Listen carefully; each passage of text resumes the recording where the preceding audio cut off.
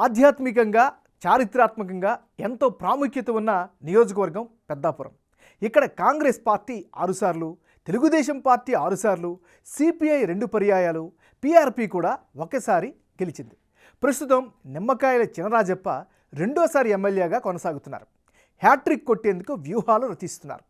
2019 జగన్ వేవ్ను తట్టుకొని విజయం సాధించారు చినరాజప్ప.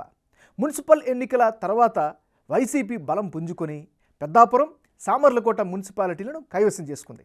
ఇప్పటికే ఈ నియోజకవర్గంలో బరిలో నిలిచేది ఎవరెవరో తేలిపోయింది. వైసీపీ నుంచి దౌలూరి దొరబాబు బరిలోకి దిగుతున్నారు. తెలుగుదేశం పార్టీ కూటమి నుంచి నిమ్మకాయల చినరాజప్ప అభ్యర్థిత్వాన్ని చంద్రబాబు ఆల్మోస్ట్ ఆల్ ఖరారు చేసేశారు.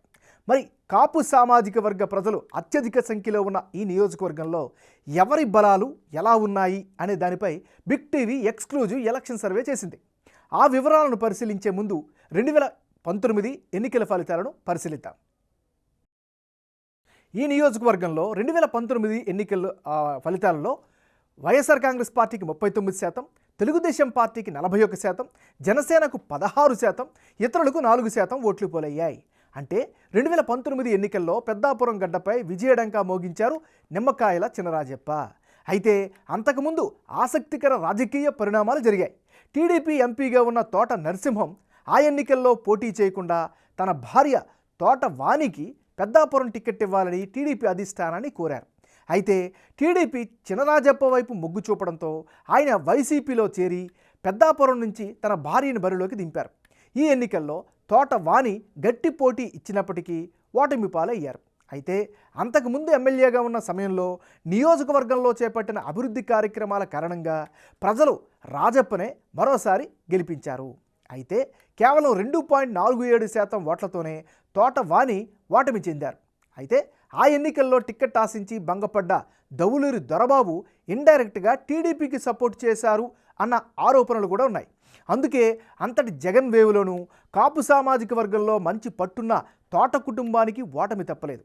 మరోవైపు జనసేన నుంచి పోటీ చేసిన తుమ్మల రామస్వామి కూడా ఏకంగా 16% ఓట్లు సాధించారు. ఆయనకు కూడా కాపు సామాజిక వర్గం నుంచి అప్పట్లో బలమైనటువంటి సపోర్టు లభించింది. నిమ్మకాయల చినరాజప్పకు ఈసారి అనుకూలంగా ఉండే అంశాలేమిటి పరిశీలిస్తే, ముందుగా వరుసగా 2 సార్లు గెలుస్తూ వస్తున్నారు. దీంతో నియోజకవర్గంలో పూర్తిస్థాయి రాజకీయంగా పట్టు సంపాదించారు. ప్రజల్లో కూడా మంచి గుర్తింపుని ఈయన సంపాదించుకున్నారు. మరోవైపు ఈసారి ఎన్నికల్లో తెలుగుదేశం పార్టీ, జనసేన పొత్తుతో ఉండడం కూడా ఈయనకి లబ్ధి చేసే అవకాశం కనిపిస్తోంది. మరోవైపు 2014-19 మధ్య హోమ్ మినిస్టర్గా పనిచేయడంతో ఆ నియోజకవర్గం పైన పట్టు సాధించగలిగారు. మరోవైపు ప్రస్తుత ప్రభుత్వంలో లోపాలను సమర్థవంతంగా ఎత్తి చూపిస్తున్నారు, ప్రజా గొంతుగ్గా నిలుస్తున్నారు. మరోవైపు తన హయాంలో జరిగినటువంటి నియోజకవర్గ అభివృద్ధిని పదే పదే వెల్లువేస్తూ వస్తున్నారు. దీనికి తోడు సీనియర్ నాయకుడు అవ్వడం, మరోవైపు తెలుగుదేశం పార్టీకి సంబంధించినటువంటి కేడర్ అంతా బలంగా మద్దతు ఇవ్వడం కూడా ఈయనకి పాజిటివ్ ఫ్యాక్టర్గా చెప్పుకోవచ్చు.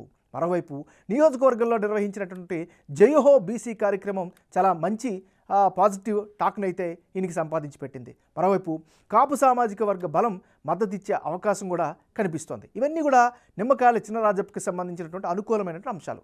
మరి మైనస్ అయ్యే పాయింట్స్ ఏంటో కనుక పరిశీలించినట్లయితే, ఈయనకు మైనస్ పాయింట్స్లలో ముఖ్యంగా జనసేన నేతలు ఎంతవరకు సహకరిస్తారు అనేది అనుమానాలు అయితే నియోజకవర్గంలో వ్యక్తమవుతున్నాయి.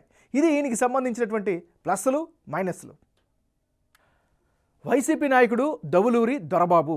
మరి దౌలూరి దొరబాబుకు ఈసారి ఎన్నికల్లో కలిసి వచ్చే అంశాలేమిటి? గత ఎన్నికల్లో వైసీపీ ఓటమి తర్వాత ఈయన చాలా బాగా యాక్టివ్ అయ్యారు, నియోజకవర్గంలో విస్తృతంగా తిరుగుతున్నారు. ఇది ఈయనకి ఖచ్చితంగా కలిసి వచ్చే అంశం. ముఖ్యంగా పార్టీ పరంగా ఏర్పాటు చేస్తున్నటువంటి ప్రతి కార్యక్రమాల్లో కూడా చురుగ్గా పాల్గొంటున్నారు. తద్వారా కార్యకర్తలతో మమేకమవుతున్నారు. క్యాడర్తో నిత్యం టచ్లో ఉండడం కూడా ఈయనకి అదనపు బలంగా చెప్పుకోవచ్చు. ఇక గత ఎన్నికల్లో టికెట్ దక్కలేదు అనేటటువంటి సింపతి కూడా ఈయనకి ఈసారి కలిసి వచ్చే అవకాశం కనిపిస్తుంది. ఇది దౌలూరి దొరబాబుకు ఉండేటువంటి ప్లస్లు. మరి ఈయనకి సంబంధించిన మైనస్ అంశాలు ఏంటో కనుక పరిశీలిస్తే, గత ఎన్నికల్లో టీడీపీకి సహకరించారు అనేటటువంటి ఆరోపణలు అయితే బలంగా నియోజకవర్గంలో వినిపిస్తున్నాయి. ఇది ఒక నెగిటివ్ ఫ్యాక్టర్గా చెప్పుకోవచ్చు. ఇక కుటుంబ సభ్యులకే కీలక పదవులు కట్టబెట్టారు అనేటటువంటి ఆరోపణలు కూడా ఉన్నాయి. మరోవైపు స్థానికంగా ఈ నియోజకవర్గ పరంగా సొంత పార్టీలో నెలకొన్నటువంటి అంతర్గత కుమ్ములాటలు కూడా ఈయనకి నెగిటివ్ ఇంపాక్ట్ కలిగే అవకాశాలు కనిపిస్తున్నాయి. మరోవైపు ప్రజల్లో అయితే మిక్స్డ్ టాకు ఈయన పట్ల వినిపిస్తుంది. మరీ ముఖ్యంగా రాష్ట్ర వ్యాప్తంతో పాటు నియోజకవర్గంలో కూడా ప్రభుత్వంపై ఉన్నటువంటి వ్యతిరేకత కూడా ఈయనకి నెగిటివ్ వచ్చే అవకాశాలు కనిపిస్తున్నాయి. ఏదేమైనా ఇది ఈయనకి సంబంధించినటువంటి ప్లస్లు మైనస్లు. రానున్న ఎన్నికల్లో పెద్దాపురం బరిలో ఎవరెవరు పోటీలు ఉంటే ఫలితాలు ఏ విధంగా వచ్చే అవకాశం ఉందో పరిశీలిద్దాం. ముందుగా వైఎస్ఆర్ కాంగ్రెస్ పార్టీకి చెందినటువంటి నాయకుడు దవులూరి దొరబాబు వర్సెస్ తెలుగుదేశం పార్టీ తరపు నుంచి నిమ్మకాయల చినరాజప్ప. వీళ్ళిద్దరు కనుక బరిలోకి దిగితే వైసీపీకి 41% ఓట్లు వచ్చే ఛాన్సెస్ ఉంటే తెలుగుదేశం పార్టీకి 52% ఓట్లు పోలయ్యే ఛాన్సెస్ ఉంది. ఇతరులకు 7% ఓట్లు దక్కే అవకాశాలు కనిపిస్తున్నాయి. అంటే ఇప్పటికిప్పుడు పెద్దాపురంలో ఎన్నికలు కనుక జరిగితే తెలుగుదేశం పార్టీ అభ్యర్థి నిమ్మకాయల చినరాజప్పకు 52% ఓట్లు వచ్చే అవకాశం ఉందని బిగ్ టీవీ సర్వేలో తేలింది. వైసీపీ గెలిచే అవకాశాలు కేవలం 41% ఓట్లు మాత్రం కనిపిస్తున్నాయి. ఇక ఇతరులు గెలిచే అవకాశం 7%, అంటే ఇతరులకి 7% ఓట్లు మాత్రమే దక్కే అవకాశాలు కనిపిస్తున్నాయి. ముఖ్యంగా టీడీపీ జనసేన పొత్తు ఈ నియోజకవర్గంలో కీలకం కానుంది. ఈ నియోజకవర్గంలో దాదాపు సగం మంది కాపు సామాజిక వర్గ ప్రజలే ఉంటున్నారు. దీంతో పొత్తు కారణంగా వారంతా టీడీపీకి ఓట్లు వేసే అవకాశం ఉందని సర్వే చెబుతోంది. ఇక్కడ టీడీపీ జనసేన నేతలు కూడా ఇదే సామాజిక వర్గ నేతలు. మరోవైపు చినరాజప్పకు ఉన్న పాజిటివ్ ఇమేజ్ కూడా తెలుగుదేశం పార్టీకి ఈ నియోజకవర్గంలో కలిసి వస్తే అవకాశంగా చెప్పుకోవచ్చు. దీనికి తోడు ప్రభుత్వంపై ఉన్న వ్యతిరేకత కూడా టీడీపీకి ఈ నియోజకవర్గంలో బాగా కలిసి వచ్చే అంశమే అని బిగ్ టీవీ సర్వే రిపోర్ట్ ద్వారా తెలుస్తోంది.